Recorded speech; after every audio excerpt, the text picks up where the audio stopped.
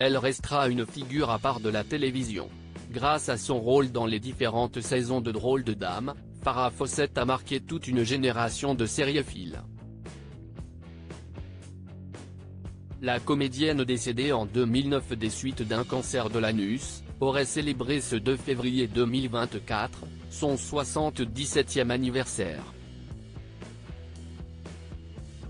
Son destin tragique a été marqué par la maladie et ses récidives. Diagnostiquée à peine quelques années avant sa mort, Farrah Fawcett s'est battue avec acharnement contre son cancer. Un combat qu'elle n'a pas mené seule, entourée de son compagnon Ryan O'Neal, avec qui elle a eu un fils Redmond, et son amie, Alana Stewart.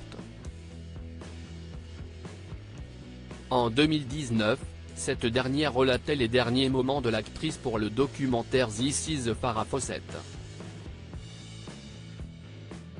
Munie d'une petite caméra, Alana Stewart avait capturé la comédienne dans ses instants les plus difficiles.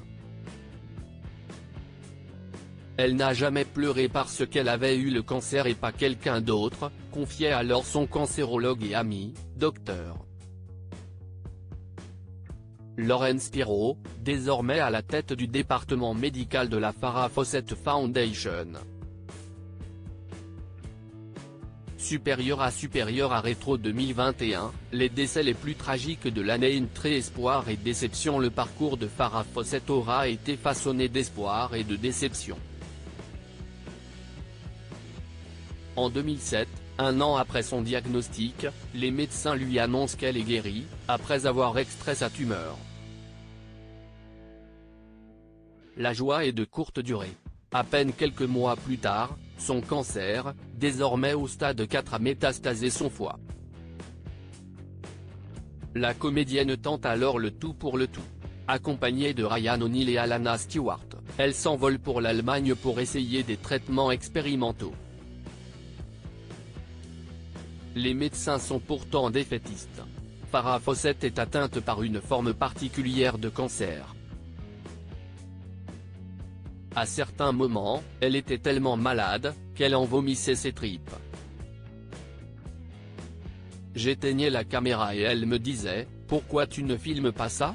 Je disais « Parce que je ne veux pas envahir ta vie privée », se souvient Alana Stewart auprès d'ABC News en 2019. Elle me disait « Non ». Elle me disait « Si Estis a le cancer. Filme-le ». Derniers instants tragiques. Malgré ses tentatives, de nouvelles tumeurs apparaissent. Affaiblie, la comédienne voit son état de santé décliner rapidement, au point qu'elle se retrouve hospitalisée. Dans ces derniers jours, son compagnon Ryan O'Neal la demande en mariage. Elle accepte. Ils n'auront pas le temps de célébrer la nouvelle bien longtemps. Elle meurt le 25 juin 2009, le même jour que Michael Jackson. Ses derniers mots seront pour son fils, Redmond, à l'époque en prison pour des problèmes liés à sa toxicomanie. Un moment tragique qu'a évoqué son amie Mela Murphy, en 2019. Elle disait son nom, Redmond. Si est la dernière chose qu'elle a dite. C'était juste quelques heures avant sa mort.